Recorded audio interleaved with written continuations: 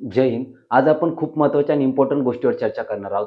ते म्हणजे काय? इंडिया आणि रशियाचं रिलेशन. आपण जेव्हा जागतिक लेव्हलचा, ग्लोबल लेव्हलचा ज्यावेळेस स्टडी करतो ना, त्यावेळेस आपल्याला एक गोष्ट समजली पाहिजे, की हे जे रिलेशन्स असतात ना, ते पर्मनंट नसतात. ते वेळेकाळानुसार चेंज होत असतात. परंतु मागच्या इतिहासामध्ये ज्यावेळेस आपण डोकून बघतो ना, तर भारताचे आणि रशियासोबत जे रिलेशन्स आहे ना, ते कन्सिस्टंट आहे. म्हणजे त्याच्यात ग्रोथ जे झालेली ना, ती कन्सिस्टंटली ग्रोथ झालेली आहे. आता मागच्या आठवड्यामध्ये काय झालं, पुतीन यांचा इंडियाचा दौरा झाला. त्या दौऱ्यामध्ये भरपूर सारे असे डिसिजन घेण्यात आले, जे फ्युचरच्या दृष्टिकोनातनं नाही का, की आपल्याला अभ्यासणं किंवा आपल्याला समजून घेणं फार महत्वाचं आहे. कारण की त्या ते ज्यावेळेस आपल्याला ही गोष्ट समजून येते ना, तर जागतिक लेव्हलचा, ग्लोबल लेव्हलचा स्टडी करणं फार सोपं जातं. जे इंटरनॅशनल रिलेशन्स बोलू शकतो आपण त्याला. आता उदाहरणार्थ सांगायचं म्हणजे काय, मागच्या आठवड्यामध्ये पुतीन यांचा इंडियाचा दौरा झाला. त्या दौऱ्याची पार्श्वभूमी, हा दौरा इतका इम्पोर्टंट होता ना, कारण की काय झालेलं आहे, जागतिक लेव्हल आपला भारत एक देश आणि रशिया नावाचा देश. हे दोन्ही देश आहे ना, भरपूर सारे प्रॉब्लेमला फेस करताय. म्हणजे फॉर एक्झाम्पल झालं नाही का, की रशिया आणि युक्रेनचा वॉर अनेक दिवसांपासून चाललाय. त्याचं एक एक्झाम्पल घेतलं. भारतावर जे युनायटेड स्टेट्स ऑफ अमेरिकेने जे सँक्शन लावलेले, ते एक एक्झाम्पल घेतलं. भारताची इकॉनॉमिक अर्थव्यवस्था आणि रशियाची अर्थव्यवस्था ही सध्याच्या स्थितीत त्यांना वेगळ्या पद्धतीनं दिशेत मूव्ह ऑन करते. त्या दृष्टिकोनातनं जर रशिया आणि भारताची ह्या करंटला जी पार्टनरशिप आहे, तर ती आपल्याला समजून घेणं फार महत्वाचं आहे. आता मागच्या पार्श्वभूमीत काय झालेलं आहे, रशियाचं आणि युक्रेनचं वॉर चालू झालेलं आहे. तर रशिया युक्रेनचं वॉर चालू होण्यामागे रिझन काय होतं, आपल्याला ही गोष्ट समजून घेणं महत्वाचं आहे. त्याच्यानंतर आज करंटला सिच्युएशन काय झालेली आहे आणि आताची स्थितीमध्ये भारताने काय डिसिजन घेतलेले, जी फ्युचरला मूव्ह ऑन करायचं आहे, जे आपले स्ट्रॉंग बिल्ड रिलेशन होणार आहे. तर नॉटो नावाची एक संघटना आहे जागतिक लेव्हलला, जी वर्ल्ड वॉर नंतर स्टार्ट झाली होती. वर्ल्ड वॉर सेकंड नंतर आणि त्याची स्थापना झाली होती 1949 मध्ये. त्याचं हेडक्वार्टर ते ब्राझीलमध्ये आपलं बेल्जियममध्ये ब्रुसेल्स नावाचं एक ठिकाण आहे. त्या ठिकाणी नाही का त्याचं हेडक्वार्टर आहे. पण हे नॉटो संघटनेचं उद्दिष्ट काय माहिती आहे का? भरपूर सारे देश म्हणजे जवळपास 32 देश हे एकत्र आलेले आहेत. एकत्र येऊन त्यांनी एक डिफेन्सिव्ह अलायन्स केलेली. डिफेन्सिव्ह अलायन्स म्हणजे काय? 32 देशांमध्ये एखाद्या देशावर हल्ला झाला, तर 32 देशांवर हल्ला मानला जाईल आणि त्या दृष्टिकोनातनं त्याला रिटॅलिएट केलं जाईल. या दृष्टिकोनातनं काय झालं? नॉटो या संघटनेची स्थापना झाली. आणि युक्रेनचं काय उद्दिष्ट होतं, की आम्हाला नॉटो या संघटनेमध्ये सहभागी व्हायचं, आम्हाला रशियाचा धोका आहे. तर त्या दृष्टिकोनातनं शेवटी कसं असतं माहिती आहे का? शेवटी आपल्या शेजारी एखादा वाघ येऊन बसवला आणि म्हणजे एक सांगायचं तात्पर्य काय माहिती आहे का? की हे जे काय ना दरवाजाच्या ठिकाणी त्यांना शेवटी रशियाला सुद्धा नाही का, रशियाला डिफेन्सिव्ह म्हणजे आत्मरक्षा म्हणजे म्हणतो ना, सेल्फ डिफेन्सचा प्रत्येकाचा अधिकार असतो, तसा रशियाचा अधिकार आहे. त्या डिफेन्सिव्ह अलायन्स सेल्फ डिफेन्सच्या दृष्टिकोनातून रशिया आणि युक्रेन वॉर स्टार्ट झालेलं आहे. आज इतके वर्ष झाले तरी ते थांबायला तयार नाही आणि रशियाला त्याचा परिणाम सुद्धा भोगावा लागत आहे आणि वेस्टर्न कंट्रीला सुद्धा त्याचा परिणाम भोगावा लागतोय. नंबर सेकंड, रशियाला काय केलेलं आहे, स्विफ्ट नावाचं एक अग्रीमेंट आहे, जे वर्ल्ड बँक आणि IMFच्या माध्यमातून फायनान्शियल ट्रान्झॅक्शन केलं जातं. या माध्यमातून रशियाला काढलं गेलेलं आहे. दुसरी गोष्ट, हे सँक्शन भरपूर सारे वेस्टर्न कंट्रीजना फेस करावं लागत आहे. आता हे झालं रशिया आणि वर्ल्ड बँक म्हणजे फायनान्शियल ट्रान्झॅक्शनची रशियाची सध्याची परिस्थिती झाली. पण आज तुम्ही म्हणाल, की रशियाचा पुतीन यांचा दौरा झाला. नेमकी याच्यामध्ये झालं काय? सगळ्यात बेस्ट अग्रीमेंट झाली काय? ही संरक्षण आणि एनर्जी सेक्टर आणि डिफेन्स सेक्टर या दोन दृष्टिकोनात नाही का सगळ्यात बेस्ट अग्रीमेंट झालेली आहे. रिलॉस नावाची अग्रीमेंट म्हणलं जातं. ही अग्रीमेंट काय ना, रिलॉस नावाची अग्रीमेंट ही चर्चेमध्ये आपल्याला समजून घेणं फार महत्वाचं आहे. आता तुम्ही म्हणाल नाही का, अशी अग्रीमेंट आपल्या इतर देशांसोबत सुद्धा झालेलं आहे. USA बरोबर सुद्धा झालेलं आहे, युके बरोबर सुद्धा झालेले आहे. पण याचा काही रिझल्ट काय भेटले का नाही? आता तुम्हाला एक गोष्ट सांगतो, की त्याच्यामध्ये काय रशिया आपल्या युनायटेड स्टेट्स ऑफ अमेरिका सोबत आहे ना, आपल्या लिमो नावाचे एक अग्रीमेंट झालं होतं. त्याप्रमाणे रिलॉस नावाची एक अग्रीमेंट आहे. कोमकासा नावाची अग्रीमेंट झाली होती. त्याप्रमाणेच रिलॉस नावाची अग्रीमेंट आहे. आता रिलॉस नावाची अग्रीमेंट म्हणजे काय? तिथं काय reciprocal exchange of logistic agreement. याच्यामुळे काय होणार आहे बेनिफिट माहिती आहे का? भारताला काय बेनिफिट होणार आहे आणि रशियाला काय बेनिफिट होणार आहे, या दोन गोष्टी समजून घेणं महत्वाचं आहे. आणि तिसरी गोष्ट म्हणजे काय माहिती आहे का, याचा इम्पॅक्ट जो होणार ग्लोबल लेवलला खूप मोठा स्ट्रॉंग होणार आहे. कारण की ना, इनसिक्युरिटी ना कुठेतरी वेस्टर्न कंट्रीमध्ये फील होत असते. म्हणजे जे काही स्टेटमेंट आता काही 2-3 दिवसामध्ये वेस्टर्न कंट्रीकडनं आलेत ना, कुठे ना कुठे इनसिक्युरिटी ग्लोबल लेवलला वाढत असते. कारण त्यामागे रिझन काय, रशियाचे आणि भारताचे संबंध.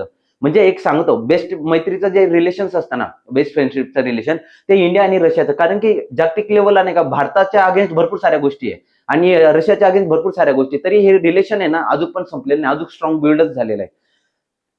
आता हे डिफेन्स सेक्टर आज करंटला बघितलं गेलं ना, रशियाकडनं आपण आहे ना 70% इक्विपमेंट हायर करत असतो, म्हणजे घेत असतो संरक्षण क्षेत्रामध्ये ना.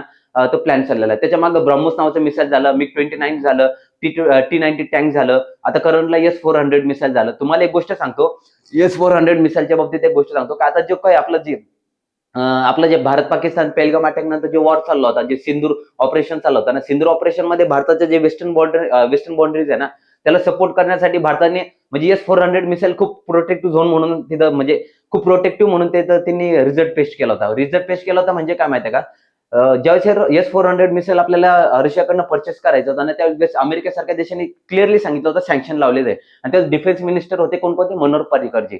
मनोहर पर्रिकरजी यांनी काय केलं होतं, की कुठल्या प्रकारे याच्या सँक्शनला सामोरे जायचं नाही. पण तरी ते घेतलं, कारण की ते का देशाच्या हितासाठी, देशाच्या संरक्षणासाठी खूप महत्वाची डिसिजन होती. म्हणून त्यांनी ते घेतलं. पण त्याचे परिणाम आपल्याला ऑपरेशन सिंदूरमध्ये दिसले. नाहीतर भारताला अनेक म्हणजे अनेक आपले संरक्षण क्षेत्रातील आहे ना, जे सैनिक आहेत, अनेकांचा मृत्यूमुखी पडले असते, की जे पहलगाम अटॅक नंतर झाला होता आपला भारत-पाकिस्तान वॉरमध्ये. दुसरी गोष्ट एनर्जी सेक्टर.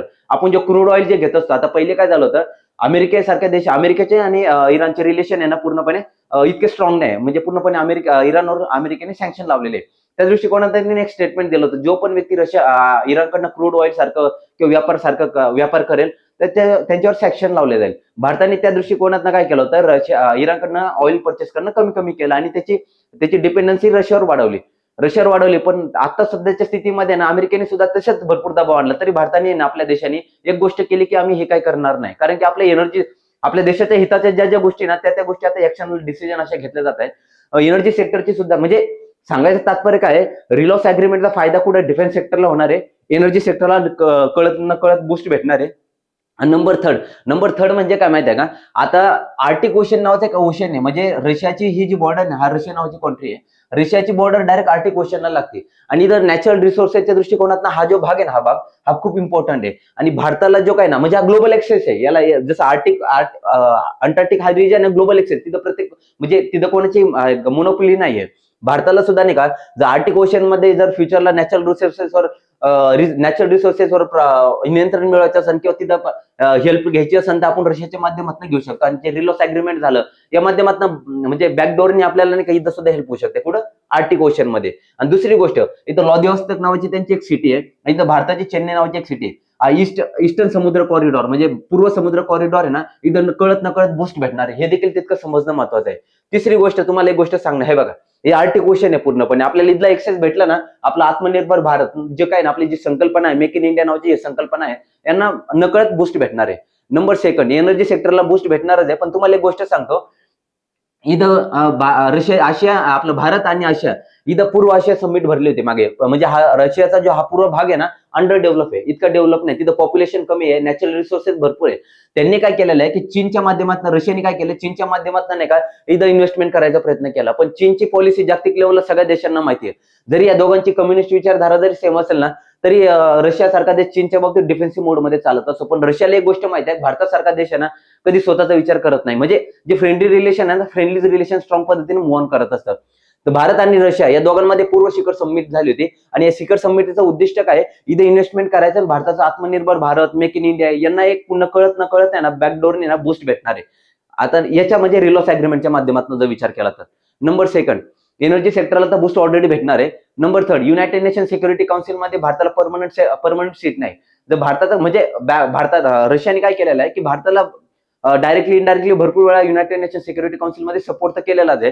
परंतु याचा बॅकडोरने काय, ज्यावेळेस आपलं एखादं रिलेशन स्ट्रॉंग होत जातं ना, त्यावेळेस रिझल्ट जे येत असतात खूप स्ट्रॉंगली येत असतात. जसं युनायटेड नेशन सिक्युरिटी काउन्सिलमध्ये फ्युचरला आपला भारताचा एक मुद्दा ते मांडू शकतात. दुसरी गोष्ट नाही का, टेररिझमच्या बाबतीत आहे ना, टेररिझम म्हणजे दहशतवादाचा सामना आहे ना, दोन्ही देशांना करावा लागतोय. त्याच्यामध्ये ना रशियाने सुद्धा भारताच्या दहशतवादाच्या बाबतीत कुठल्याही समझोता न करता भारताच्या पाठीशी उभा राहतो, जे युनायटेड नेशन मध्ये आपल्याला आजपर्यंत रिझल्टमध्ये सुद्धा दिसलेलं आहे.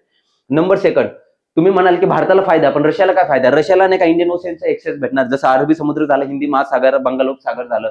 इथं सिक्युरिटीच्या दृष्टिकोनातून सुद्धा रशियाला खूप इम्पॉर्टंट काय म्हणतात ना, बूस्ट भेटणार आहे. आणि दुसरी गोष्ट, जागतिक लेवलला वेस्टर्न कंट्री आहे ना, आता उदाहरण सांगायचं म्हणजे काय, रशिया आणि चायनाचे रिलेशन विचारधारेच्या बाबतीत सेम आहे.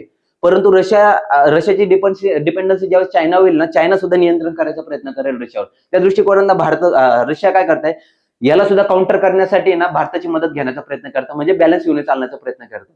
त्यामागे रिझन काय, आपण शांघाय कॉपरेशन ऑर्गनायझेशन ही जी संघटना आहे ना, त्या माध्यमातून आपण समजून घेऊ शकतो. नंबर सेकंड, आता वेस्टर्न कंट्री म्हणजे रशियाचे आणि अमेरिकेचे जे रिलेशन्स आहे, आता जागतिक लेवलला सगळ्या देशांना माहिती आहे. कोल्ड सुद्धा जेव्हा स्टार्ट झालं होतं, दोन देशांमध्ये स्टार्ट झालं होतं. आता रशिया जे उभारलाय त्या आता नॉटो म्हणजे रशिया युक्रेन वॉर चाललाय, त्याच्या बॅक फुटला सुद्धा नाही का अमेरिका सारखा देश आहे. म्हणजे हे रिलेशन पण पाहिजे तितके स्ट्रॉंग नाही. आणि भारताचे अमेरिकेसोबत जे रिलेशन आहे, आज जर बघितलं गेलं ना, अमेरिकेने भारतावर 50% टॅरिफ लावलेले. 50% टॅरिफ म्हणजे इज नॉट जोक, कळालं का? कारण की सगळ्यात जास्त आज करंटला टॅरिफ आहे ना अमेरिकेकडनं भारत फेस करतो as compare to China. China आणि अमेरिका ही G2 ची संकल्पना आता अमेरिका काय करते, G2 ची संकल्पना मूव्ह ऑन करण्याचा प्रयत्न करते. क्वाड सारख्या ग्रुप आहे ना, याला एक्झिस्ट मध्ये म्हणजे याला संपवायचा प्रयत्न करते. म्हणजे सांगायचं तात्पर्य काय, भारताचे आणि युनायटेड स्टेट्स ऑफ अमेरिका हे जे रिलेशन्स आहे ना, आता करंटला खूप वाईट दिशेत चाललेले आहेत. त्या दृष्टिकोनातनं रशिया आणि भारताचे हे जे रिलेशन आहे ना, हे चांगल्या पद्धतीने मूव्ह ऑन करत असल्याचं दिसतंय. अशा पद्धतीने आपण याच्यावर आहे ना इथून पुढे नाही का, याच्या पुढे आपण काय करणार आहे, की ह्या गोष्टीवर जे मुवमेंट होणार आहे, म्हणजे ज्या गोष्टी इम्पॉर्टंट डिसिजन घेतले जाणार आहे, त्याच्यावर आपले पुन्हा पुन्हा लेक्चर होणार आहे. प्रत्येक बारीक बारीक टॉपिकवर लेक्चर होणार आहे. आणि दुसरी गोष्ट म्हणजे काय, पर्यावरण वाचव देश वाचा. आपलं पर्यावरण जर वाचवलं, एन्व्हायरमेंटचं संरक्षण केलं तर देशाचं संरक्षण होणार आहे. So thank you so much. जय हिंद. God bless you all.